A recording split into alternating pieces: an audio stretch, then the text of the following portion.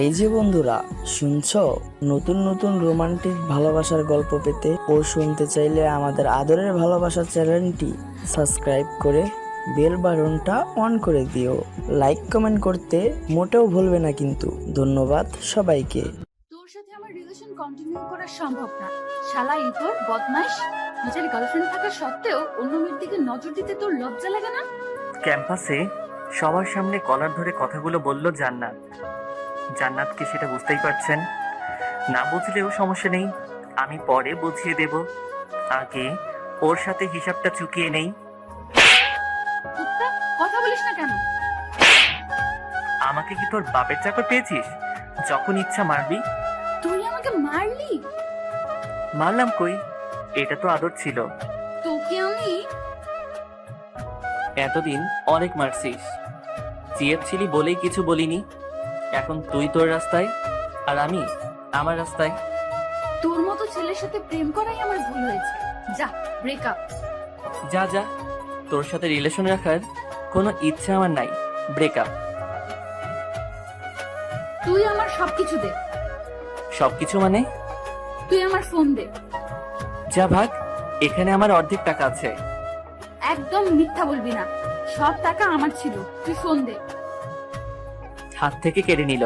যার নিজের ফোন কেনার যোগ্যতা নাই তাকে আমার ফোন দেওয়ার মানেই হয় না। শুধু ফোন না, তোর ওয়ালেট নে। এখনো দিস নাই, তাড়াতাড়ি দে। পকেট থেকে ওয়ালেট বের করে পরিবারের সবার ছবি পকেটে তুলে নিয়ে 1000 টাকা রেখে সব দিয়ে দিলাম। ওই, টাকা রেখে দিলি কেন? এতদিন তোর থেকে যা যা নিয়েছিলাম সব টাকার থেকেও ওয়ালেটে বেশি টাকা আছে। আর কখনো আমার সামনে আসবি না। আমার বইয়েই গেছে তোর সামনে যাওয়ার। তুই কখনো আমার পেছনে আসবি না। Good bye. ওই শোন, তোর একটা জিনিস আমার কাছে রেখে গেছে। তাড়াতাড়ি দে। বলার সাথে সাথে মুখের ভিতর থেকে সেন্টার ফ্লুইড বের করে চুলে লাগিয়ে দিয়ে লম্বা একটা কিস করলাম। জান্নাতকে ছেড়ে দিতেই কয়েক পা পিছে চলে গেল। গত পরশু তুই আমাকে করেছিলি, তাই আজ আমি করলাম হিসাব বরাবর। কুত্তা, তোকে আমি দেখে নিব। এখন দেখে নে, পরে দেখার সময় পাবি না আর। Good bye. টাটা। আর কোনো কথা না বলে রাগে ফুঁসতে ফুঁসতে চলে গেল। এখন আসি মূল কাহিনীতে। আমি আবির হাসান নিলয়, অনার্স সেকেন্ড ইয়ারের স্টুডেন্ট। আর যার সাথে কথা হলো তিনি হলো আমার গার্লফ্রেন্ড, সরি এক্স গার্লফ্রেন্ড জান্নাত। সবসময় আমার ভালো চাইতে চাইতে একটা বন্দি পাখি করে ফেলছে।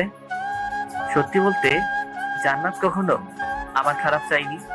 আমি নিজেই সবসময় রাগাতাম, যার জন্য নিয়মিত থাপ্পড় আমার কপালে জুটতো। সে যাই হোক, জান্নাত নিজেও অনার্স সেকেন্ড ইয়ারের স্টুডেন্ট। আজ এটুকুই থাক, পরে সব বলবো। ক্যাম্পাস থেকে বাইরে এসে একটা রিক্সা করে হোস্টেলে আসলাম। কি রে, তুই ঠোঁট লাল কেন? ও কিছু না। জান্নাত আদর করেছে বুঝি? হুম, ব্রেকআপ করেছি। এটা আবার নতুন কি? কাল কিংবা পরশু আবার ঠিক হয়ে যাবে। না রে, একদম করে নিয়েছি। তাহলে আমি গেলাম। কোথায়? কেন? জান্নাতকে পটানোর জন্য। বস, যাও, সব রাগ তোর উপর ছাড়বে। শালা। ভালো লাগছে না, শালিটা ফোন কেড়ে নিয়েছে। তোদের আমি ভাই তুই শান্ত হ, যা হবার হয়েছে। এখন তুই ঘুমা, দেখবি সব ঠিক হয়ে গেছে। বাথরুম থেকে ফ্রেশ হয়ে বিছানার উপর শরীরটা এলিয়ে দিলাম। ওরা তিনজনই আমার সব। হ্যাঁ, পরিবার আছে, তবে সেটা শুধুমাত্র ফোনে। 1 বছর হলো তাদের সাথে দেখা করি নাই। যখন টাকার দরকার হয় আম্মুকে কল দেই, আর তিনি টাকা পাঠানোর ব্যবস্থা করে দেন। আব্বু আম্মু আমি আর একটা পাগল বড় ভাই। অবশ্য তাকে আমি ভাই মানি না, সব সময় প্যারা দেয়, যার জন্য বাসা ছাড়ছি। এখন অনেক ঘুম পাচ্ছে, পরে খুলে বলবো। পরের দিন বন্ধুদের সাথে কলেজে গিয়ে আড্ডা দিচ্ছি, তখন হঠাৎ করেই জান্নাতকে আমাদের দিকে আসতে দেখলাম। ক্যাম্পাসের সকল ছেলে হা করে তাকিয়ে থাকলেও আমার গলা একদম শুকিয়ে গেছে। গতকাল যে কাজ করছি আজ শিওর আমাকে মারতে আসা ছাড়া কোনো কাজ নাই। শত ভয় নিয়েও চুপ করে বসে আছি। কিছু দূর আসার পরে রিহান মানে আমাদের বড় ভাই জান্নাতকে প্রপোজ করলো। এতটা সময় ভয় পেয়ে থাকলেও এখন মাথা একদম গরম হয়ে গেল। রিহানকে কিছু বলা যাবে না, এমনিতেই সিনিয়র, সাথে অনেক ভালো স্টুডেন্ট। রাগে মুটে অন্যদিকে দেখছি। হঠাৎ থাপ্পড়ের আওয়াজ শুনে সামনে তাকিয়ে দেখলাম রিহান গালে হাত দিয়ে আছে, আর এদিকে জান্নাত ওর 14 গোষ্ঠী উদ্ধার করছে। রিহানকে কিছু সময় গালিগালাজ করে আমাদের সামনে আসলো। জান্নাতকে আসতে দেখেই একটা ঢোক গিলে নিলাম। রাগের ঠেলায় বেচারি একদম লাল হয়ে গেছে। ধর শালা লুচু, তোর ফোন।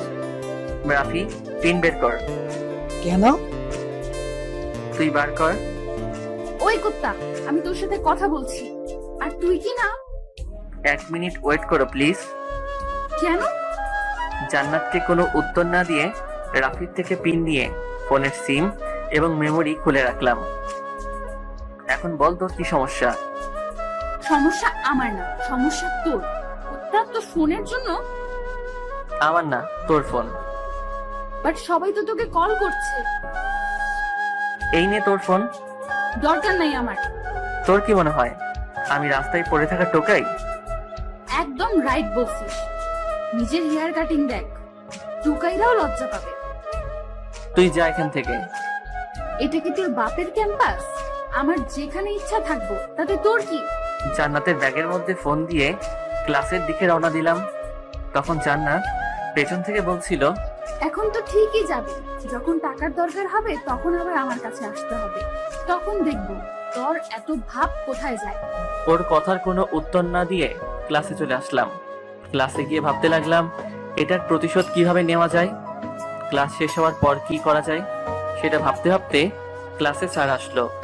যথারীতি সবগুলো ক্লাস করে বাইরে এসে জান্নাতের জন্য অপেক্ষা করছি। তখন পেতনি এবং তার কিছু বান্ধবী ক্লাস থেকে বের হয়ে আসলো। দ্রুত ওর কাছে গিয়ে হাত ধরলাম। হাত ছাড় লুচু বেটা। বাবু আমি সরি। তোর সরি তোর কাছেই রাখ। প্লিজ সোনা, এমন করো না, আমার অবস্থা অনেক খারাপ। টাকা লাগবে সেটা বললেই পারিস, বাট আমি তোকে আর একটা টাকা করেও দিতে পারবো না। অন্য কিছু তো দিতে পারবে। কি? 1 মিনিটের জন্য তুমি আমাকে কিছু বলতে পারবে না? আমার যেটা ইচ্ছা সেটা করব, তুমি চুপ করে থাকবে। তোর যা ইচ্ছা কর, আমার কি? তুমি চুপ থাকবে তো? হুম। রাফি তুই রেডি? কি করতে চাইছিস তুই? Just wait darling. জান্নাতকে কাছে টেনে নিয়ে কিস করতেই রাফি ছবি তুলে নিল। 1 মিনিট হওয়ার আগেই জান্নাত ধাক্কা দিয়ে আমাকে ফেলে দিল। কেমন লাগলো? তোর নামে আজকে প্রিন্সিপাল স্যারের কাছে বিচার দিব। বারণ করছে কে?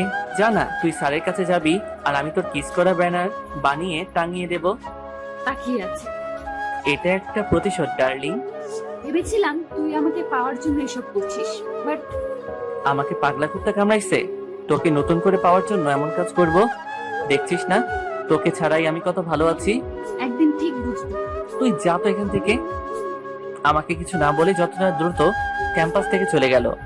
আমিও আর বসে না থেকে বন্ধুদের সাথে হোস্টেলে চলে আসলাম। বাসায় প্রায় 2 দিন কথা হয় না। রাহুলের পরিত্যক্ত বাটন ফোনের মধ্যে আমার সিম মেমোরি তুলে আম্মুকে কল দিলাম। হ্যালো। তোমার ফোন বন্ধ ছিল কেন? ফোন আমার হলে তো অন থাকবে, যার ফোন সে নিয়ে নিয়েছে। তাই বলে জানবি না? এত মিস করার থেকে একবার দেখে গেলেও তো পারতে। কই আসনি তো? তুই কি সব সময় এভাবে কথা বলবি? আমার কিছু টাকা লাগবে। কত টাকা? 30,000। এত টাকা নিয়ে তুই কি করবি? একটা ফোন কিনবো, আর কিছুদিন পর এক্সাম আছে, সেটা টাকা।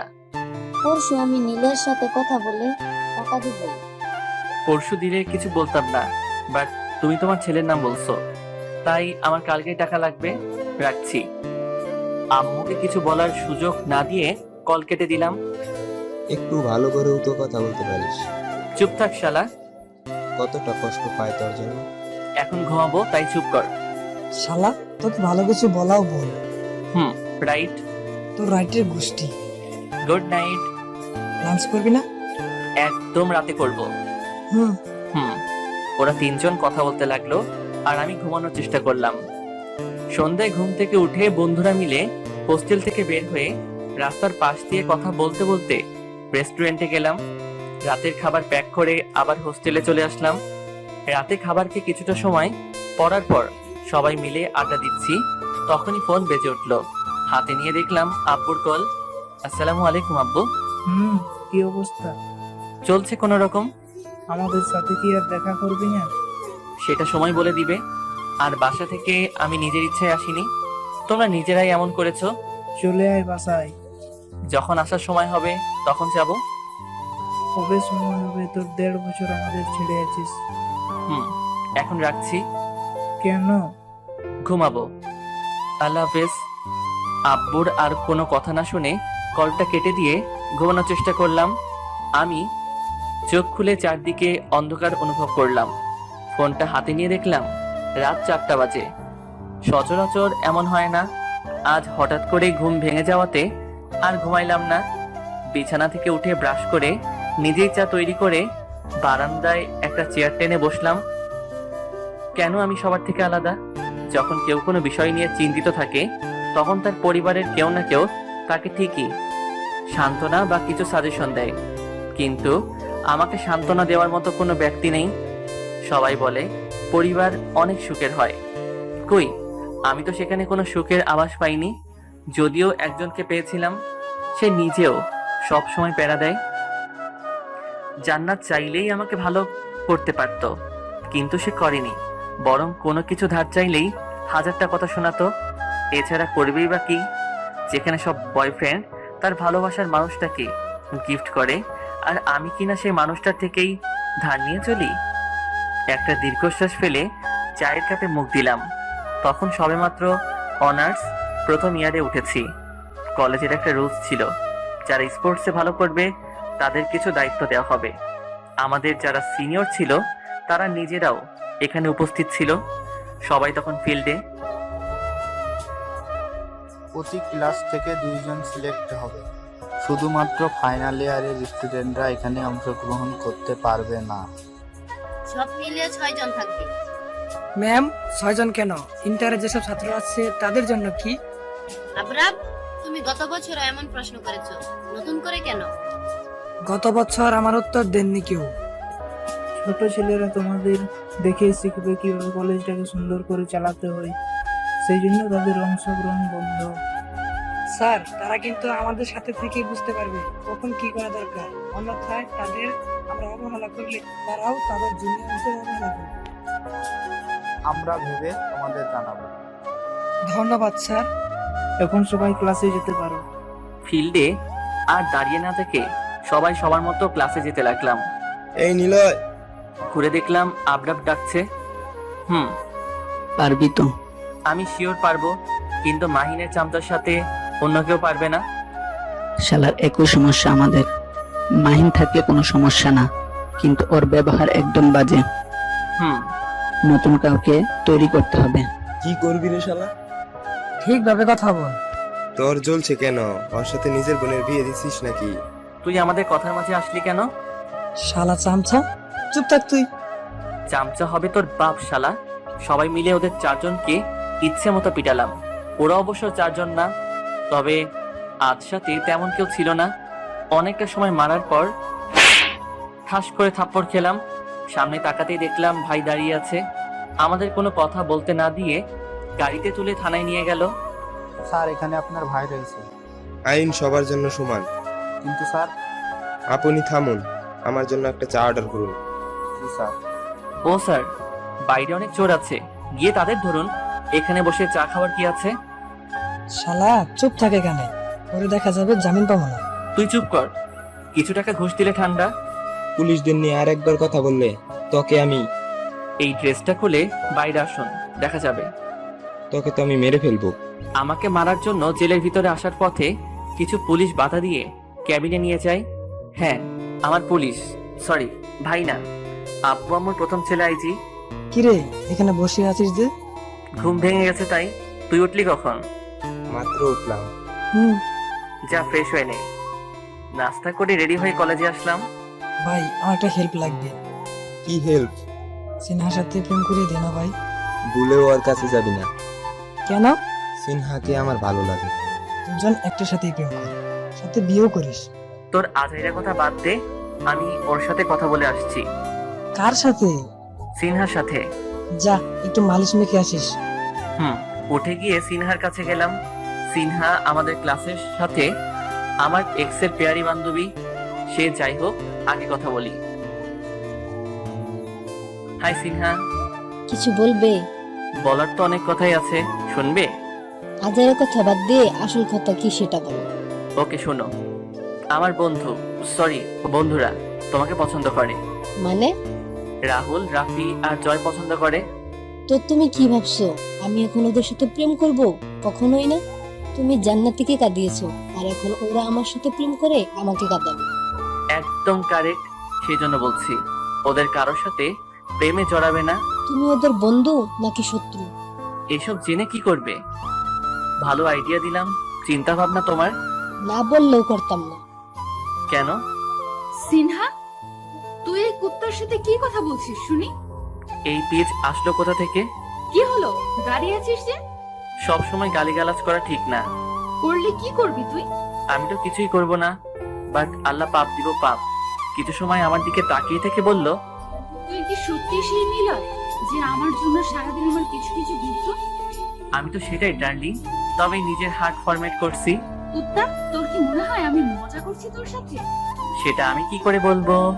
বাপ, করতেও পারিস। তুই চোখের সামনে থেকে যা। আমি কেন যাব? তুই দূরে যা। এইটা আমাদের আড্ডাখানা। এখন থেকে আমি আড্ডা দিব। তোমার লজ্জা লাগে না মেয়েদের আড্ডায় আসতে? লজ্জা? সেটা আবার কি? দেখবি কি? দেখা। পায়ে থেকে জুতা খুলে হাতে নিয়ে বলল, কাছে আয়, দেখাচ্ছি। না থাক। আরে বাবু, ভয় পাচ্ছ কেন? আসো। ধন্যবাদ, বাট লাগবে না। কুত্তা, তোকে পরে একদিন দিয়ে দিব। বানর কোথাকার। দাঁত কেলিয়ে একটা হাসি দিয়ে জান্নাতের জুতা হাতে করে নিয়ে আড্ডাখানায় আসলাম। ভাই কি বললি? বললাম তোদের কথা। কি বললো? সিনহা রাজি ছিল, বাট জান্নাত এসে সব গুলিয়ে দিল। তোর হাতে এটা কি? তোদের কথা বলাতে জুতা দিয়ে মারতে আসছিল। তুই বলাতেই এমন? আর যদি ওরা দুজনে প্রেম করতে যায় তাহলে কি হবে? সেটা নিয়েই ভাবছি। বাদ দে, এখন চল ক্লাসে যাই। চল। সবাই মিলে ক্লাসে এসে সিটে বসলাম। কিছুক্ষণ পর ক্লাসে স্যার আসলো। নিলাই দাঁড়া, ইয়েস স্যার। তুই নাকি জান্নাতের জুতা চুরি করছিস? স্যার, জান্নাতকে?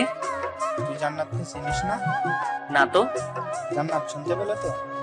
স্যার, ওকে আমি পরে বুঝবো। স্যার, এসব আজাইরা কথা বাদ দেন তো। সবাই বই বের করো।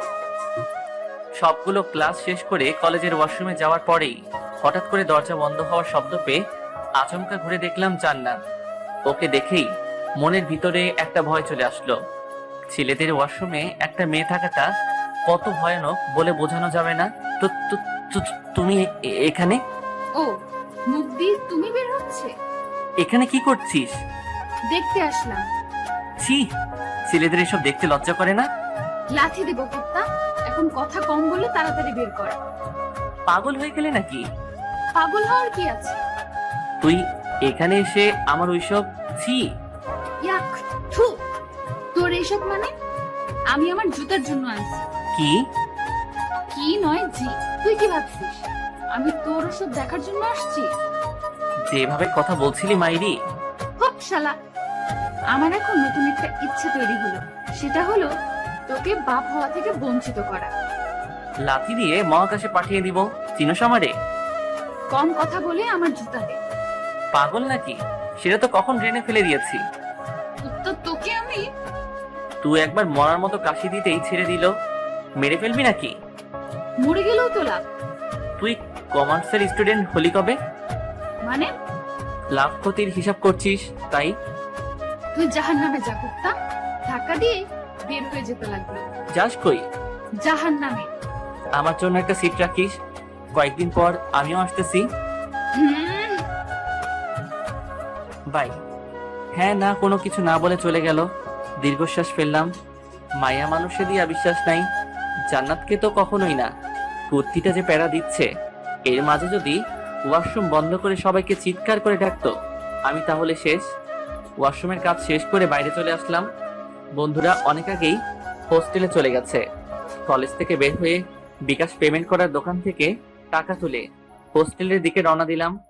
হেঁটে হেঁটে যাচ্ছি, তখনই ছোট একটা ছেলে সামনে এসে কান্না করে দিল। ভাইয়া একটু হেল্প করবেন প্লিজ। কি হয়েছে ভাই তোমার? আমার আম্মু ওখানে পড়ে আছে, কিন্তু কেউ সাহায্য করছে না। কোথায় তোমার আম্মু? আমার সাথে আসো। আমি চোখের জল মুছে দৌড়ে একটা গলিতে নিয়ে গেল। একটা মধ্যবয়স্ক মহিলা রাস্তার ধারে পড়ে আছেন। ভাইয়া উনি আমার আম্মু। দাঁড়াও দেখছি।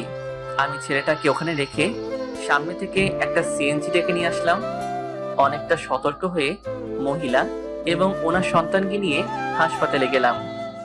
মহিলাটাকে হাসপাতালে অ্যাডমিট করার পর কাউন্টারে গেলাম। স্যার, অ্যাডমিট ফ্রি 8,000 টাকা, আর চিকিৎসা? শেষে ডক্টর দেখার পর। ও ঠিক আছে, এই নিন। আম্মুর দেওয়া টাকার মাঝখান থেকে 8,000 সেখানে জমা দিলাম। ছেলেটাকে নিয়ে একটা সিটে বসে আছি। থ্যাংক ইউ ভাইয়া। ধন্যবাদ দেওয়ার কিছু নেই, বিপদে এগিয়ে আসাকে মনুষ্যত্ব বলে। আরো অনেককে বলেছিলাম, বাট কেউ হেল্প করেনি। তোমার কথার ধরন একদম ভিন্ন। কেন ভাইয়া? পরে বলবো। নাম কি তোমার? আমি অভি। তো অভি, কিছু খাবে? পানি। চলো। দুজন মিলে হাসপাতালের ভিতরে থাকা মিনারেল ওয়াটার কিনে অভির সাথে আমিও একটু খেয়ে নিলাম। কিছু সময় পর ডক্টর বের হয়ে আসলো। ডক্টর, ওনার কি অবস্থা? এখন ঠিক আছে, তবে 6 ঘন্টা পরে জ্ঞান ফিরলে দেখা করতে পারবেন। ধন্যবাদ ডক্টর।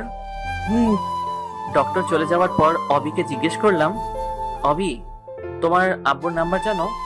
আমার আব্বু নেই, অনেকদিন আগেই মারা গেছেন। পরিবারে আর কেউ নেই? একটা আপু আছে, বাট এখন বিদেশে। কেন? পড়াশোনা কমপ্লিট করতে। ও, ভাইয়া তোমার বাসা কোথায়? তুমি চিনবে না, চলো তোমাকে কিছু খাইয়ে নিয়ে আসি। এখন তুমি এটার উপর ঘুমায় যাও। কিন্তু ভাইয়া। আমি আছি তো। আচ্ছা ঠিক আছে। কথা না বাড়িয়ে সিটের উপর ঘুমালো। এমনিতেই বাচ্চা একটা ছেলে, 7-8 বছর বয়স হবে। বসে থাকতে থাকতে কখন যে চোখটা লেগে গেছে বুঝতেই পারিনি। হঠাৎ একটা নার্স এসে বলল ওনার জ্ঞান ফিরেছে। অবিকে ঘুমন্ত অবস্থায় রেখে কেবিনের ভিতরে গেলাম। এখন কেমন লাগছে আন্টি? ভালো। কিন্তু তোমাকে ঠিক চিনলাম না তো। জি, আমি নিলয়। রাস্তায় আপনি অজ্ঞান হয়ে গেছিলেন। আমার ছেলে অভি কোথায়? বাইরের বেঞ্চে ঘুমাচ্ছে। ছেলেটার অনেক ধকল গেছে। ও, ধন্যবাদ তোমাকে। ধন্যবাদ দেওয়ার কিছু নেই, মানুষের বিপদে আপদে মানুষই তো হেল্প করবে। বাট তুমি না থাকলে হয়তো অনেক বড় কিছু হয়ে যেত। তুমি কি এখন বাসা যাবে? না আন্টি, আপনাকে রিলিজ করেই যাব। চাইলে যেতে পারো, আমি ড্রাইভারকে কল দিয়ে এখানে আসতে বলছি। না আন্টি, আমি ঠিক আছি। তা নিলয় বাবা, তোমার বাসায় কে কে আছে? আব্বু, আম্মু, আমি আর বড় ভাই। তুমি কি করো? আমি এবার অনার্স সেকেন্ড ইয়ারের এক্সাম দিব। আর তোমার বড় ভাই? সে পুলিশ আইজি। গুড। আন্টি একটা কথা বলি। এটার জন্য পারমিশন লাগে নাকি? আপনি চাইলে বলবো। হ্যাঁ বলো।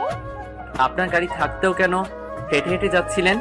অফির গাড়িতে চড়তে ভালো লাগে না, তাই আমিও ওর কথা ভেবে গাড়ি রেখে হেঁটে বাজারে রওনা দিই।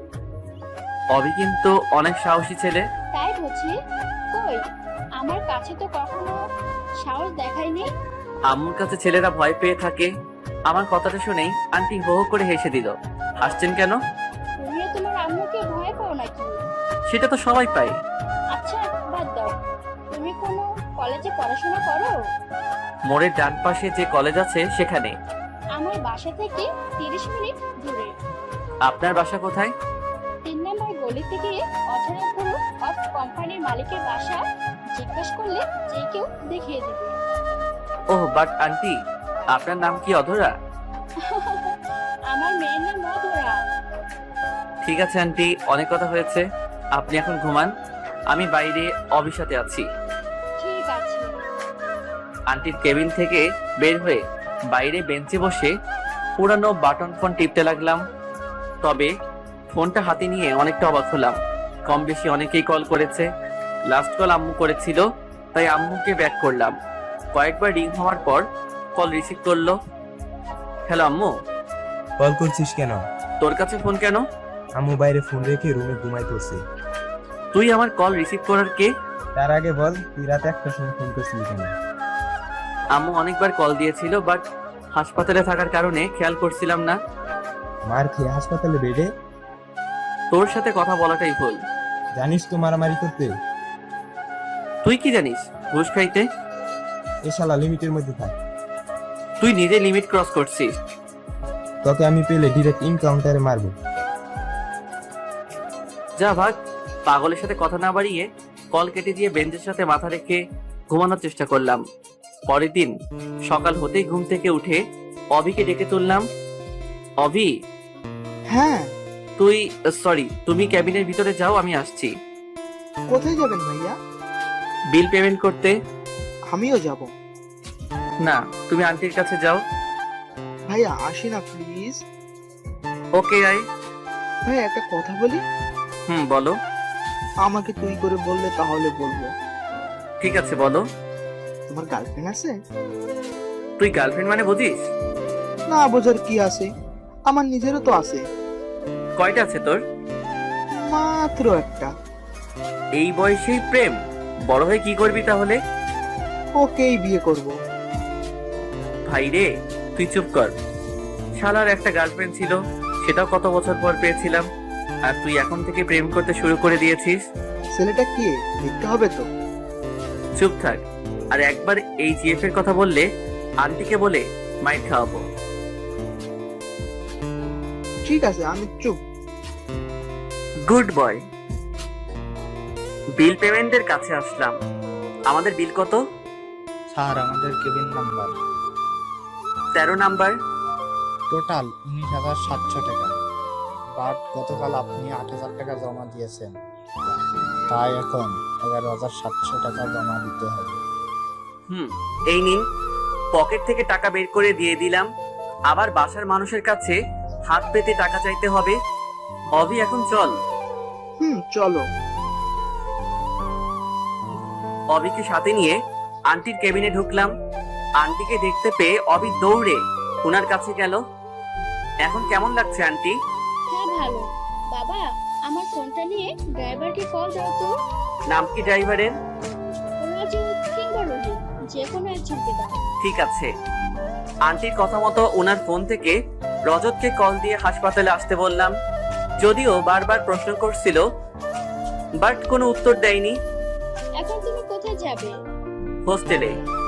আমাদের সাথে চলো। কেন? আমাদের ওখানে থাকবে। না আন্টি, আমি হোস্টেলে ঠিক আছি। এছাড়া ওখানে আমার কিছু বন্ধু থাকে। তাদের সাথে নিয়ে আসবে। Please aunty. তুমি তাহলে আমাকে পর ভাবছো, তাই তো? পর ভাবছি কোথায়? পর না ভাবলে আমার কথা তুমি নিশ্চয়ই শুনবে।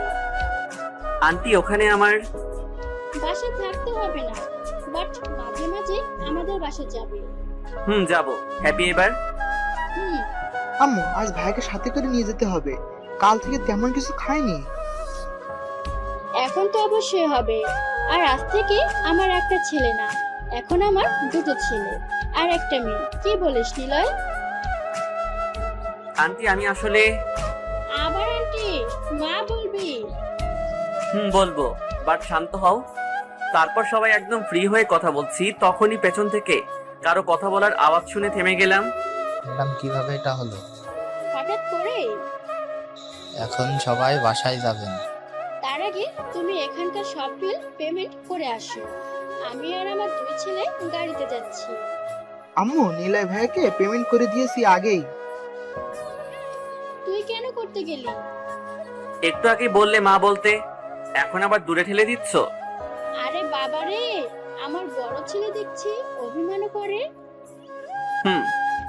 ঠিক আছে, করতে হবে না। এখন চল আমার সাথে। সবাই মিলে গাড়িতে উঠতেই ড্রাইভার গাড়ি ড্রাইভ করতে লাগলো। কিছুটা পথ যাওয়ার পর ড্রাইভার একটা বিশাল বাসার সামনে এসে গাড়ি থামালো। বুঝতে বাকি রইলো না এটাই অভিদের বাসা। আন্টির সাথে ভিতরে গিয়ে বসলাম। ম্যাডাম, আপনার কিছু লাগবে? টেবিলে খাবার রেডি করো। ঠিক আছে। আন্টি সরি, মা, এই বাসায় কি শুধু তোমারই থাকো? দিনের বেলাতে এমনি সবাই থাকে, তবে সন্ধ্যা হতেই একটা ড্রাইভার আর দারোয়ান ছাড়া সবাই চলে যায়। ও পরে কথা হবে, আগে কুত্তা, ভদ্রভাবে কথা বল। কাল কই ছিলি? একটা মেয়ের সাথে ডেটিং এ। সেটা তো বোঝাই যাচ্ছে। তোর আজাইরা কথা বাদ দে, যা বলবি বল আর কেটে পড়। আই লাভ ইউ, বিশ্বাস কর, তোকে ছাড়া আমার ভালো লাগে না। আপু আপনি কে? দেখ আমি মজা করছি না। আমাকে তোর পাগল মনে হয়? কেন, কি হয়েছে? তোর সাথে রিলেশনে যাই আর তুই আমাকে ইচ্ছে মতো পিটা, তাই না? আর মারবো না, তোর সাথে রিলেশনে যাব না। প্লিজ এমন করিস না। তুই যাবি নাকি লাথি দিব? এমন করছিস কেন? তো তোর লগে কেমন করতে হবে? এমনিতেই মন চাইছে তোরে ফোনের মধ্যে ঢুকাইয়ে পানিতে ফেলে দেই। আর কি বলেছিলি আমার যোগ্যতা নেই? তোমার কি বাল যোগ্যতা আছে শুনি? ব্রেকআপ করার পরেও ছ্যাঁচড়ামি করতে আসছিস? কুত্তা, তুই যা এখন, না হলে সত্যি লাথি দিয়ে তাড়িয়ে দেব। সুযোগ আমারও আসবে, তখন বুঝবি অপমান করার প্রতিশোধ। যা ভাগ পেতনি। তোকে দেখে নিব। আমি ড্রেস খুলছি, ভালো করে দেখে যা। আয় ইতর শালা, ভাগ এখান থেকে। তোর বাপের জায়গা? হ, এটা আমার বাপের জায়গা। তুই যেখানে যেখানে যাবি সব আমার বাপের জায়গা। তুই যে বাসায় থাকিস সেটাও আমার বাসা করে নিব। কি করবি তুই? বাসার সামনে যায় পা ভেঙে দিব। খুব তাড়াতাড়ি যাব। দেখা যাবে। আমাদের ঝগড়া থামানোর জন্য ওর কিছু বান্ধবী এসে ওকে নিয়ে গেল। ওই শোন, তোর মতো মেয়ে আমার কাছে কিছুই না। শালা, তোকে আমি হাতে পাই তারপর বোঝাবো আমি কি মাল। ছি, নিজেকে মাল বলতে লজ্জা লাগে না? কি মেয়ে রে বাবা! শালা, তোকে তো আমি আজই মেরে ফেলবো। পাশে থাকা মোটা একটা লাঠি হাতে নেওয়া দেখে আমাকে আর কে পায়? ও মেরে একদম ক্লাসে সিটে একদম নিষ্পাপ বাচ্চার মতো বসে আছি, তখন সবাই ক্লাসে আসলো। শালা পালালি কেন? মায়া মানুষের সাথে আমি মারামারি করি না। গুন্ডা ভাড়া করে পাঠিয়ে দিয়ে পার্সেল হিসেবে সেগুলো তোকে গিফট করব। বল, আমাকে দেখে ভয় পাস? সাহস থাকলে লড়ে দেখ কে জিতে। তুই যেই হ। মুখ থেকে আর কোনো কথা বের হবার আগেই ক্লাসে স্যার আসলো। স্যার আসসালামু আলাইকুম। ধুর, স্যার আসার টাইম পেল না। থু, সবাই সবার সিটে বসতেই জান্নাত দাঁড়িয়ে রইলো। বসো। স্যার, আমার একটা বিচার করতে হবে। মাত্র আসলাম আর এখনই বিচার? হ্যাঁ স্যার, বিচার। কি সমস্যা কি? নিলয় আমাকে থুতু দিয়েছে। আল্লাহ, এমন আজগুবি কথা একদম বলিস না। এমন মিথ্যা কথা বললে আল্লাহ পাপ দিবে। একদম ন্যাকামো করবি না। স্যার দেখুন, সবার সামনে আমাকে থুতু দিয়েছে। নিলয়, এসব কি? স্যার, ও একদম মিথ্যা বলছে। ওই তোরে আমি কখন এটা দিলাম? স্যার দেখি, হ্যাঁ বিচার দিয়েছি বলে কিভাবে কথা বলছে। তুই ন্যাকা কান্না বন্ধ কর প্লিজ, না হলে আমিও কান্না করে দিমু। স্যার বিশ্বাস না করলে আমার ফ্রেন্ডের থেকে জিজ্ঞাসা করুন। জান্নাত যেটা বলছে সেটা কি ঠিক? জি স্যার, নিলয় থুতু দিয়েছে। আল্লাহ, তোমরা এমন মিথ্যা কথা বলতে পারলে? আমি শিওর সবার খুব তাড়াতাড়ি বয়ফ্রেন্ড মারা যাবে। নিলয় আউট। কেন sir? I say out now. Sir, আমারও বিচার আছে। আবার কি? জান্নাত আমাকে টুকাই বলছে। প্রমাণ কি? আমার বন্ধুরা। ঠিক বলছে? জি স্যার। আর গতকাল তো জুতা দিয়ে মারতে আসছিল। নিলয়, সেটা স্যারকে বল। জি স্যার। দুজনই বের হও। আউট। স্যারের চিল্লাচিল্লিতে দুজন চুপচাপ ক্লাস থেকে বের হয়ে ক্যাম্পাসে বসে রইলাম। দুজন সামনাসামনি বসে থাকলেও কেউ কারোর সাথে কথা বলছি না। জান্নাত বারবার চোখ রাঙিয়ে রাগ দেখাচ্ছে, তাতে আমার কি? মনের ইচ্ছায় গান গাইতে লাগলাম। পরে না চোখের পলক, কি তোমার রূপের ঝলক, দোহাই লাগে মুক্তি তোমার, দেখাইও না আর কখনো। আর বলতে পারলাম না। তার আগে জান্নাত আমার সামনে দাঁড়ালো। তুই কেন আমার সাথে এমন ব্যবহার করছিস? আমাকে মারার সময় মনে থাকতো না? কুত্তি, তুই আমাকে কথায় কথায় থাপ্পড় দিয়েছিস, মানে একটা সরকারি মাল আমি। যখন ইচ্ছা মেরে যাবি, আমি কিছুই বলতে পারবো না। এখন যা, অন্য কারোর সাথে প্রেম কর আর তাকেই গিয়ে মার। আমি তোর ভালোর জন্য শাসন করেছি আর তুই অন্যভাবে নিচ্ছিস। তুই শাসন করার কে? আর তোকে তো আমি চিনিও না। আমি কিন্তু রেগে যাচ্ছি। রাগলে রাগ, তাতে আমার কি? প্রয়োজন হলে পাবনা মেন্টাল হাসপাতাল থেকে জিএফ ভাড়া করব। তবুও তোর সাথে আর কখনো রিলেশনে যাব না। তুই নিজে আমার সাথে ব্রেকআপ করছিস, আমি তো তোর সাথে করতে যাই নাই। ওকে, আমি সরি। তোর সরি গুষ্টি, তুই যা আমার চোখের সামনে থেকে। যাব না। কি করবি তুই? চুপচাপ বসে সিগারেট খাবো। এই সবই ব্রেকআপ করার কারণ। যে মৃত্যু কিনে খায় সে আবার ভালোবাসার কি বুঝবে? তুই তো খুব জ্ঞানী, তাহলে আসছিলি কেন আমার সাথে প্রেম করতে? আমার জীবনে অনেক বড় একটা ভুল ছিল, তবে এখন আমি সত্যি অনেক ভালোবাসি। দেখ, চ্যাচরামো করার একটা লিমিট থাকে, আর তুই কি করছিস? তুই সেই লিমিট ভঙ্গ করে নতুন করে একটা চ্যাচরামি করার লিমিট বানাচ্ছিস। এটা কিন্তু ঠিক না, জাতি এটা মানবে না। নীলয়, আমি তোকে ভালোবাসি। বাট মুই তোরে ভালোবাসি না। কুত্তা, আমাকে কি তোর পাগল মনে হয়? যা, আসবো না তোর পিছে। আমার নিজেরই ভুল তোর পিছে পিছে ঘুরে সময় নষ্ট করার। এখন থেকে তোকে আর বিরক্ত করবো না, তোর সামনেও আসবো। ভালো থাকিস, গুড বাই। চোখের জল হাত দিয়ে মুছে নিয়ে উঠে চলে গেল। জান্নাতকে লক্ষ্য করলাম, একদম কলেজ থেকে বের হয়ে গেল। হয়তো বাসায় চলে গেল। ভালোই হয়েছে, প্যারা দেওয়া বন্ধ হলো। শালা সবসময় পিছে লেগেই থাকে। ফোনটাও নাই যে ফেসবুকে গিয়ে অন্য মেয়ের সাথে লাইন মারার চেষ্টা করব। দেখি আম্মুকে কল দিয়ে কোনো কাজ হয় কিনা। পকেট থেকে ফোনটা বের করে আম্মুকে কল দিলাম। কেমন আছো? ভালো, তুই কেমন আছিস? এই তো, একটা কথা বলার ছিল। তুই সুস্থ আছিস? হ্যাঁ, কেন? নীল বলল তুই হাসপাতালে, তাই ভাবলাম কিছু হয়েছে কিনা। আমি ঠিক আছি, বাট বাট কি? আমার কিছু টাকা লাগবে। পাগল হয়ে গেছিস? গত পরশু তোকে টাকা পাঠিয়েছি, আর আজকে বলছিস টাকা লাগবে? টাকাগুলো খরচ হয়ে গেছে। যে টাকা আছে সেটা দিয়ে হোস্টেল ভাড়া, থাকা খাওয়া এবং এক্সাম ফি দিতে শেষ হবে। আম্মু কিছু না বলে হয়তো ভাইয়ার কাছে ফোন দিল। কি হয়েছে তোর? তুই ফোন নিলি কেন? তোর কি হয়েছে তাই বল। তোর সাথে কথা বলতে চাইছি না, তুই আম্মুকে ফোন দে। তোমার সাথে কথা বলবে, ধরো। ওর কাছে টাকা চেয়ে নে। তুমি দিবা কিনা বলো। আমি টাকা দিতে পারবো না। আর কখনো কল দিবে না। কল কেটে দিয়ে ঢিল মেরে ফোন ভেঙে ফেললাম।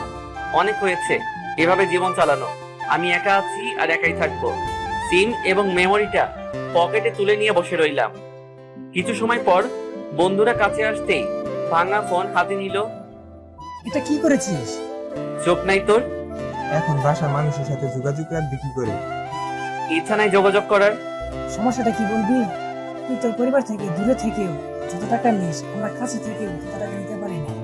আর তুই কিনা তারা কি কষ্ট দিচ্ছিস? একবার বিবেক কেউ ভাবছে না তো? তোর এতই যদি কষ্ট লাগে তুই গিয়ে থাক ওদের সাথে। আমরা তোর জন্য বাসা ছেড়ে এখানে পড়াশোনা করছি, আর তুই আমাদের এসব বলছিস? কে আসতে বলছিল তোদের? শালা আমাদেরই ভুল, তোর পিছে পিছে পড়ে আছি। থাকতে বলছে কে? চলে যা। তোর বন্ধুত্ব করার যোগ্যতাই নেই। এখন কিন্তু বেশি হয়ে যাচ্ছে। বেশি আমরা না, তুই করছিস। তোরা যা এখান থেকে। চুপ থাক সবাই। এভাবে ঝগড়া করে কি পাবি? হ্যাঁ, বন্ধুত্ব নষ্ট করতে চাস তোরা সবাই? কে নষ্ট করছে বন্ধুত্ব, আমরা নাকি ও নিজেই করছে? নিলয়, তুই ফোন ভাঙছিস কেন সেটা আগে বল। সব বললাম। একবার নিলয় জায়গায় দাঁড়িয়ে দেখ, যখন ওকে বাসা থেকে বের করে দেওয়া হয়েছিল তখন কেমন লাগছিল ওর, সেটা একবার অনুভব কর। সামান্য একটা ফোন ভাঙছে তাতেই এমন, আর যখন ওর মন ভাঙছে তখন কেমন লাগছে ওর, একটা বার ভেবে দেখ। তোরা দুজন ওর সম্পর্কে কি জানিস সেটা আমি জানি না, বাট ওকে কখনো এমন কিছু বলিস না যেটা বললে ওর অতীতকে মনে পড়ে যায়। ও যেভাবে থাকতে চায় সেভাবেই থাকতে দে, একদিন সব ঠিক হয়ে যাবে। আর তোরা যদি বন্ধুত্ব রাখতে চাস তাহলে ওকে এখনই সরি বল, না হলে চলে যেতে পারিস। আমার কসম, ওদের কিচ্ছু বলবো না। রাফি তুই চুপ কর, এমনিতেই ভালো লাগছে না, হোস্টেলে যেতে হবে। একদিন পর এক্সাম, এখন ক্লাস করতে হবে। চল ক্লাসে যাবো। হ্যাঁ চল, আর সরি এসব বলার জন্য। ঠিক আছে চল। আর কোনো কথা না বাড়িয়ে ক্লাসে চলে আসলাম। সবগুলো ক্লাস করে হোস্টেলে চলে আসলাম। এরই মাঝে কয়েকটা দিন চলে গেল। হাতে যে টাকা ছিল সেগুলো দিয়ে কিছুই হবে না। নতুন একটা ফোন কেনা খুব জরুরি। এদিকে জান্নাত তো কথা বলছে না, দেখা হলেও চলে যায়। এক প্রকার এড়িয়ে চলছে আমাকে, তাতে আমার কি? আমার তো টাকা লাগবে। ক্যাম্পাসে জান্নাত এবং ওর ফ্রেন্ডরা বসে আড্ডা দিচ্ছে। তখন ওদের কাছে গিয়ে দাঁড়ালাম। হাই। কি চাই এখানে? না মানে তোমাদের বান্ধবীকে। কাকে চাই তাই বলো। আমার ভালোবাসা, আমার জীবন, আমার মরণ, যাকে ছাড়া নিরুপায় মাঝি আমি, তাকেই আমার চাই। দিবে কি আমার কাছে? তোমার আবাল মাথা কথা বাদ দিয়ে সোজাসুজি বলো।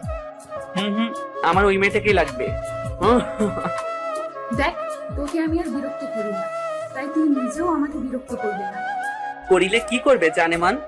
কি বলবি বল, আর এখান থেকে তুই প্লিজ যা।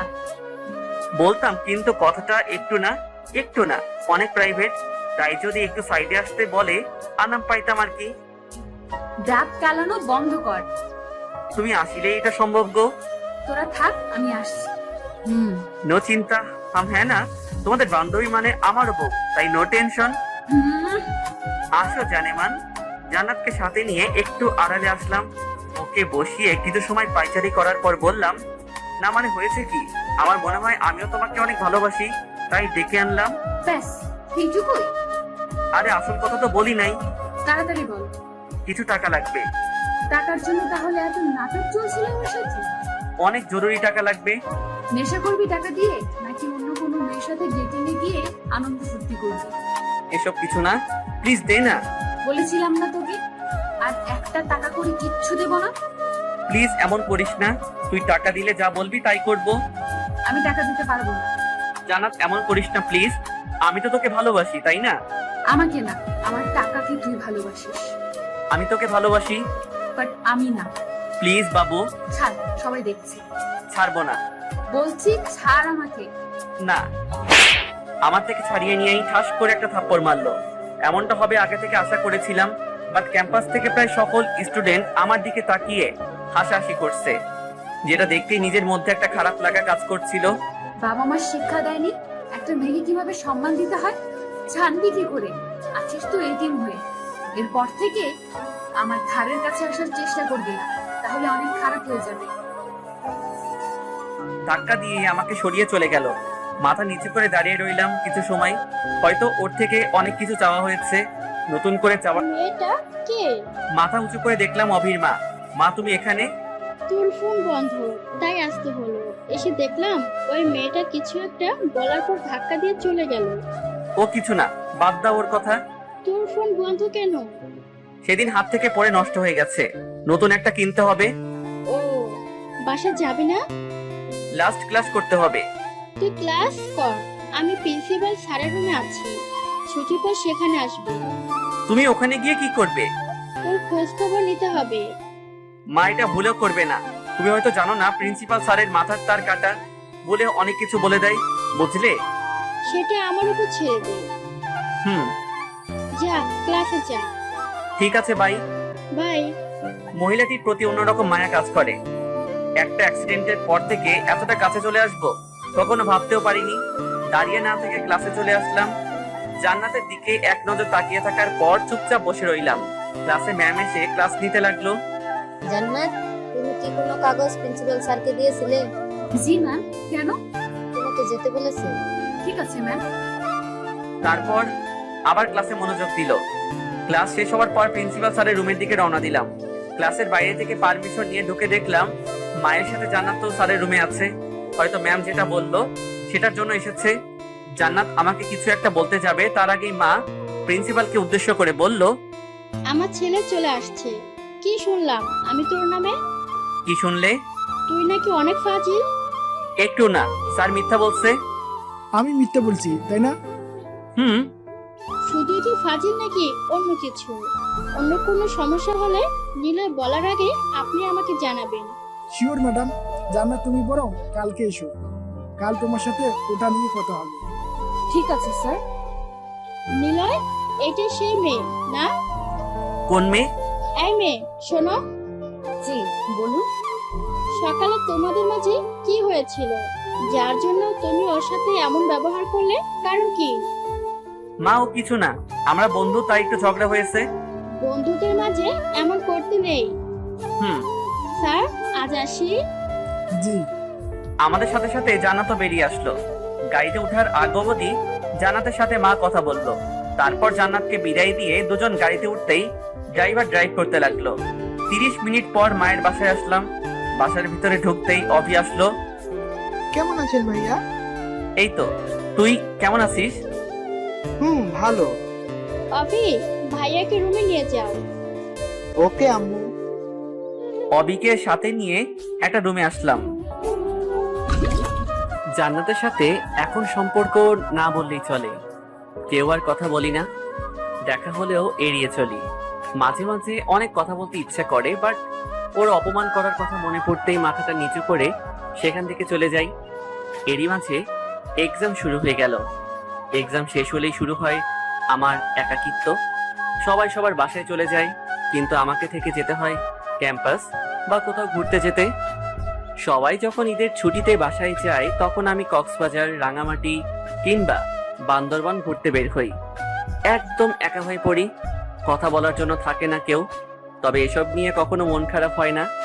সবার ভাগ্য তো আমার মতো না। সবাই তাদের পরিবারের সাথে খুব সুন্দর করে দিন কাটাতে ব্যস্ত থাকে। আর মাত্র আজকের দিনটা, আজকে এক্সাম শেষ হলেই সবাই সবার নিজ বাসার উদ্দেশ্যে রওনা দিবে। পরীক্ষার হলে বসে পরীক্ষা দিচ্ছিলাম, হঠাৎ করে পুলিশের গাড়ির শব্দ পেলাম। টিচার রুম থেকে বের হয়ে কিছু একটা বলাতেই গাড়ির হর্ন বাজানো থেমে গেল। আবারও পরীক্ষা দিতে মনোযোগী হলাম। স্বাভাবিকভাবেই এক্সাম শেষ করে বাইরে এসে জান্নাতকে এক নজর দেখার জন্য দাঁড়িয়ে আছি। তখন কেউ একজন কাঁধে হাত দিল। ও তুই? কাউকে খুঁজছিস? তোদের জন্যই অপেক্ষায় ছিলাম। চল হোস্টেলে যাই। মিথ্যা বলে কি হবে? দেখ, জান্নাত হয়তো তোকে আর ওর লাইফে চায় না। আগে একটা সময় ছিল তোদের দুজনের বোঝাপড়া ভালো ছিল, কিন্তু এখন কেউ কাউকে সহ্য করতে পারিস না। তাই এসব নিয়ে মন খারাপ করিস না তুই। হ্যাঁ চল, সবাই মিলে হোস্টেলের দিকে রওনা দিলাম। রাফির কথায় লজিক আছে, বাট তবুও জান্নাতের প্রতি একটা শূন্যতা অনুভব করছিলাম। ওই এদিকে আয়। হঠাৎ এমন কথা শুনে বেশি অবাক হলাম। এটা তো আমার পাগলাটে ভাইয়ার কণ্ঠ। ডান দিকে ঘুরে দেখলাম দাঁড়িয়ে আছে। অন্য কোনো ভাই হলে নিশ্চয়ই গিয়ে জড়িয়ে ধরতো। আমারও তো ইচ্ছে করে, কিন্তু সেই অধিকার ভাইয়া আমাকে দেয়নি। কেন আমার সাথে এমন করে সেটা সে নিজেই বলতে পারবে। ভাইয়া, আপনি এখানে? ওকে নিতে আসলাম। সত্যি? চল আমার সাথে। যা এখান থেকে, আমি কোথাও যাব না। দেখ, আমি কিন্তু একদম শান্ত মেজাজে বলছি। আমার সাথে এখন বাসায় যাবি। কে তুই? আমি কে মানে? তুই কে? একটা ঘুষ খাওয়া পুলিশ। তোর সাথে আমার কিসের সম্পর্ক? কি? তোকে অনেকবার বলছি আমাকে যা বলবি বল, কিন্তু আমার পুলিশ ডিপার্টমেন্ট নিয়ে কোনো কথা বলবি না। বললে কি করবি? নিলয়, ছাড় ভাইয়াকে। রাফি, জয়, রাহুল আমাদের দুজনকে ছাড়ানোর পর খেয়াল করলাম ক্যাম্পাসের সকল স্টুডেন্ট সহ স্যার ম্যামরা আমাদের দিকে এক নাগারে তাকিয়ে আছে। বিশেষ করে ভাইয়া পুলিশের ড্রেস পরে আছে বলে প্রিন্সিপাল স্যার দৌড়ে ভাইয়ার কাছে এসে জিজ্ঞাসা করলো, স্যার, নিলয় কি করেছে? আপনি কে? আমি প্রিন্সিপাল কলেজের। ও কিছু না স্যার, আমার আসলে দুই ভাই, অনেক দিন ধরে ঝগড়া চলছিল, সেটা মেটানোর জন্য আসছি। নিলয়, বড় ভাইয়ের সাথে কেউ এমন করে? বেয়াদব। স্যার, ও আমার নিজের ভাই না, আব্বু আম্মু ওকে কুড়িয়ে পেয়েছেন। শালা তুই এভাবে বুঝবি না, চল আমার সাথে। ছাড় আমাকে। গাড়িতে উঠ তাড়াতাড়ি। তোকে বললাম না আমি যাব না, কথা কানে যায়নি। এই মেয়েটা কে রে? কোন মেয়ে? পেছনে। কোনটা? পেছনে ঘুরে দেখতে যাব, তখনই মাথার পেছনে কিছু একটা দিয়ে মারার ফলে মাটিতে পড়ে গেলাম। এরপর আর কিছু মনে নেই। যখন চোখ খুললাম, নিজেকে একটা চলমান গাড়িতে আবিষ্কার করলাম। ভাইয়া ড্রাইভ করছে আর পাশে আমি বসে আছি। কেমন লাগছে এখন? শালা মারার পর বলতে আসছে কেমন লাগছে? ভাগ এখান থেকে। ভাইয়া, জ্ঞান ফিরেছে নাকি? হ্যাঁ। তোরা কোথায়? পিছনে আছি আমরা। একটা কাজ করতে হবে। তোর চাকর পাইছিস আমাকে? তুই কাজ করতে বলবি আর আমি সেটা করব, তাই না? শোন, তুই যদি কাজটা না করিস তাহলে দুজন মরে যাবে। কে কে? অরিতা আর আমি। তুই মরে যা, সমস্যা নেই, বাট এই অরিতা কে? আমার গার্লফ্রেন্ড। মরবে কেন? বাসা থেকে ওর বিয়ে ঠিক করছে। অরিতার অমন সাহস নেই যে বাসায় আমাদের কথা বলবে। আর তুই তো জানিস আমি আব্বু আম্মুকে এসব প্রেম ভালোবাসার কথা কখনো বলতে পারবো না। জানি তো ভদ্র শয়তান। শালা আমাকে বলিস লুচু, বাট আমার থেকে বড় লুচু তো তুই। আউচ! এখনো মাথা চিনচিন করছে। কিছু সময় চুপ থাকার পর ভাইয়া আবার বলতে লাগলো, কাজটা করে দে না। আমি পারবো না। প্লিজ ভাই, কাজটা করে দে। প্রমিস করছি তুই যেটা চাইবি সেটাই করবি। প্রয়োজন হলে তুই বাসায় থাকবি আর আমি বাসা থেকে চলে যাব, বাট প্রতি মাসে টাকা দিব। তবুও কাজটা করে দে ভাই। ভাইয়ার দিকে তাকিয়ে অনেক বেশি অবাক হয়ে পড়লাম। যে কখনো আমাকে ভাই বলে স্বীকার করে না, আজ সেই মানুষটা আমার কাছে অনুরোধ করছে। এর থেকে বড় আর কি হতে পারে? ভাইয়ের প্রতি টানটা হয়তো বেরিয়ে পড়ছে। চোখের কোণে জল জমা হলেও চুপ করে ভাইয়ার দিকেই তাকিয়ে আছি। কি হলো, কথা বলছিস না যে? হুম, কি? করবো কাজটা। ধন্যবাদ ভাই। গাড়ি থামিয়ে জড়িয়ে ধরতেই আড়ালে চোখের জল মুছে নিলাম। ভাবি কি করে? ডক্টর। বাহ, বাসায় তাহলে ডক্টর আসবে? চমৎকার। বাসা কোথায়? মহাদেবপুর। কাছেই তাহলে। তুই রেস্ট নে এখন। মাথাটা সিটের সাথে লাগিয়ে চোখ বন্ধ করতেই পুরনো সেই কথা মনে পড়ে গেল, যখন ভাইয়া আমাকে সহ্যই করতে পারতো না। অতীত। আব্বু আম্মু উকিলের সাহায্যে জেল থেকে বের করে বাসায় আনলে শুরু হয় আরেক ঝামেলা। তোমাদের ছেলে বারবার ঝামেলা করবে আর সেটার জন্য মানুষের কথা আমাকে শুনতে হবে। তোকে শুনতে বলে কে? কানে তুলার লাগিয়ে রাখ। দেখলে তোমাদের ছেলের কথা। নিলয়, তুই চুপ কর। দোষ শুধু ওর না, তোমাদেরও অনেক দোষ আছে। কি দরকার আছে জেল থেকে করার? একদিন রিমান্ডে নিলেই কাজ হতো। আম্মু, আর একটু নুডলস এনে দাও তো। খাওয়াও, আরো ভালো করে খাওয়াও। যখন রাস্তায় খুন হয়ে পড়ে থাকবে তখন বুঝবে। আমাকে নিয়ে তোকে চিন্তা করতে বলছে কে? তুই যা তো, শান্তি মতো একটু খেতে দে। তোকে তো আমি। নীল, তুই কাজে যা। বাসায় আর না থেকে থানায় চলে গেল। সেখানে আরো কিছু সময় বসে থাকার পর রুমে আসলাম। কয়েকদিন পর কলেজে বসে সবাই মিলে আড্ডা দিচ্ছি। তখনই আফিয়া আসলো। আফিয়া আবরাবের ছোট বোন, তখন ইন্টার প্রথম ইয়ারের ছাত্রী। কোনো সমস্যা? হ্যাঁ, কি হয়েছে আর এভাবে মাথা নিচু করে আছিস কেন? কলেজে আসার পথে মাহিন এবং ওর কিছু ফ্রেন্ড মিলে আমাকে অনেক বিরক্ত করেছে, অনেক বাজে বাজে কথা বলেছে। আর কি? আমার ওড়না কেড়ে নিয়ে রাস্তায় অনেকক্ষণ দাঁড় করিয়ে রেখেছিল। কান্না করিস না, আমি দেখছি। আবরাব, চল, গেম আজ এবং এখনই শেষ করতে হবে। তুই ক্লাসে যা, বাইরে যেটা হয়ে যায় ক্লাস থেকে বাইরে আসবি না। রাফি, চেইনা লাঠিগুলো রিফাতকে সাথে করে নিয়ে আয়। রাফি আর রিফাত দাঁড়িয়ে না থেকে চলে গেল। ভাবতেও পারিনি আমার সাথে শত্রুতার জন্য আমার বোনের সাথে এমন করবে। ভাই, তুই শুধু দেখ আজ ওদের কি হাল করি। কথা বলার মাঝেই মাহিন এবং ওর সকল চামচা কলেজে বাইক নিয়ে প্রবেশ করলো। হয়তো ওদের আজ মারামারি করার ইচ্ছা ছিল, তাই সবাই হাতে লাঠি নিয়ে আসছে। এরই মাঝে রাফি আর রিফাত আমাদের সব নিয়ে হাজির। আজ গেম ওভার, চল। সাইফের জোরে ডাকাতেই সবাই দৌড়ে এসে ওদের উপর আক্রমণ করলাম। দুটো দলের মধ্যে পাল্টাপাল্টি মারামারি করার সময় অনেকের অনেক ক্ষতি হয়। এক সময় আবরাব মাহিনের মুখে চেইন দিয়ে মারতেই হাঁটু কেড়ে মাহিন পড়ে যায়। এই সুযোগে মাহিনকে হাতের নাগালে পেয়ে সবাইকে মারা বাদ দিয়ে রাফিকে চেইন দিয়ে লাঠি দিয়ে মাহিনকে মারতে লাগলাম। ইচ্ছা ছিল শালাকে একদম মেরে ফেলবো, কিন্তু সেটাও আর ভাইয়ার জন্য হয়নি। পুলিশ এসে ফাঁকা গুলি চালাতেই সবাই শান্ত হয়ে যায়। তবে আবরাব, সাইফ এবং আমার মাঝে কিছু একটা কাজ করছিল, যার জন্য সবাই থেমে গেলেও আমরা তিনজন ওদের মারতেই ছিলাম। তবে সেটা আর বেশি সময় হয়নি।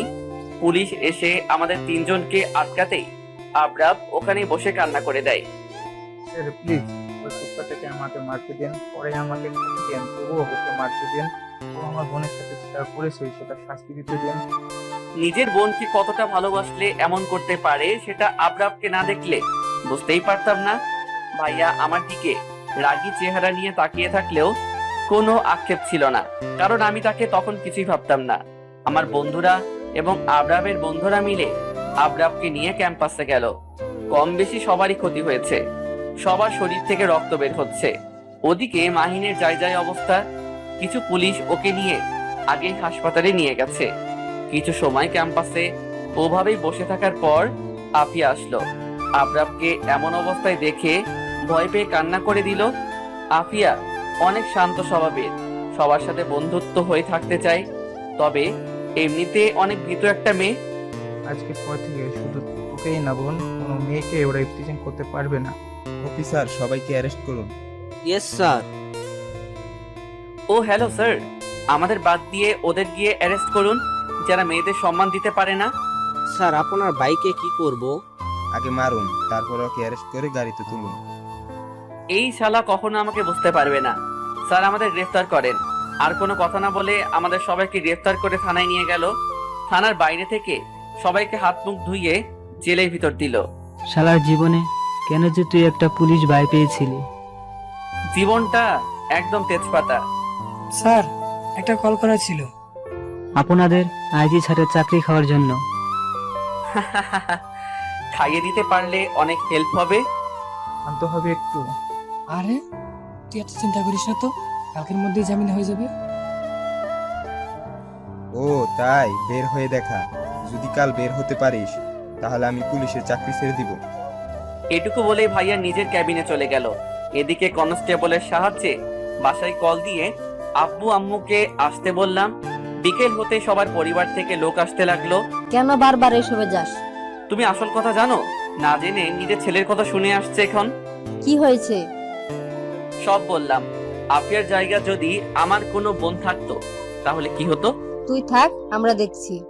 আম্মু আব্বু তোমরা বাসায় যাও, এদের ছাড়া হবে না। আমরা উকিল আনবো তো। কাজ হবে না। নীল, তুই ভুল করছিস। আমি ঠিক কাজ করছি। আর এখন যদি তোমরা না যাও তাহলে অনেক খারাপ কিছু হবে। আম্মু অনেক ক্ষুধা লাগছে, যদি কিছু খাবার। তোর না খেয়ে থাকতে হবে। তোমরা এখনো দাঁড়িয়ে আছো যে, তাড়াতাড়ি বাসায় চলে যাও। আব্বু আম্মুর সাথে সাথে অনেকের পরিবারের লোকজন চলে যেতে লাগলো। হ্যাঁ, আমাদের জামিন হয়নি। টানা 21 দিন পর জেলের মধ্য থেকে বের হয়েছিলাম। সেদিন কোনো কারণের জন্য ভাইয়া থানায় আসতে পারেনি। সেই সুযোগে উকিল দিয়ে জামিন হয়ে বেরিয়ে আসি। সারাদিন সবাই মিলে বাইরে আড্ডা দেওয়ার পর বাসায় আসতে শুরু হয় কোলাহল। আজ তোমার ডিসিশন নাও, বাসায় কে থাকবে? এখন বেশি হয়ে যাচ্ছে। নিলয় তোর ছোট ভাই। ও আমার ভাই না। তাহলে কি আমিও তোর মা না? নিলয়, রুমে যা তুই। বলছি না ও এই বাসায় থাকতে পারবে না। বাসা তোর একার নাকি? হ্যাঁ আমার। আমার টাকায় বাসায় সবকিছু তৈরি হয়েছে, আর আমার সকল জিনিস ব্যবহার করছিস। ঘুষের টাকা? তোকে তো আজ।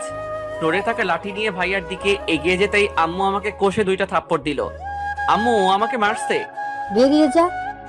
তুমি বেরিয়ে যা বলছি। আর কখনো আমাকে কাছে পাবে না। ভালো থেকো। আর তুই নিজেও ভালো থাকিস উনাদের নিয়ে। সেদিন রাতেই বাসা থেকে বের হয়ে চলে আসছিলাম। কাছে কিছু টাকা থাকার কারণে রাতের বাসেই মামার বাসায় চলে আসি। সেখানে 2 দিন থাকার পর একদিন খেয়াল করলাম মামা আম্মুর সাথে কথা বলছে। স্পষ্ট বুঝতে পারছিলাম আম্মু কাল এই বাসায় আসবে। সেদিনই মামার থেকে বাহানা ধরে কিছু টাকা নিয়ে কাউকে কিছু না বলে সেই বাসা থেকেও চলে আসি। বন্ধুদের কল দিয়ে কলেজ থেকে আমার টিসি তোলার জন্য বলি। এরই মাঝে আমি উত্তরা চলে আসি। 2 দিন পর যখন ওরা 3 জন আসে তখন কলেজে ভর্তি হই। গাড়ি থেকে নাম, বাসায় এসে গেছি। ভাইয়ার ডাকে বাস্তবে ফিরে গাড়ি থেকে নেমে বাসার ভিতরে গিয়ে আব্বু আম্মুকে দেখে বুকের মধ্যে ছ্যাদ করে উঠলো। কতদিন পর ওনাদের দেখছি। সবার সাথে কথা বলার পর রুমে চলে গেলাম।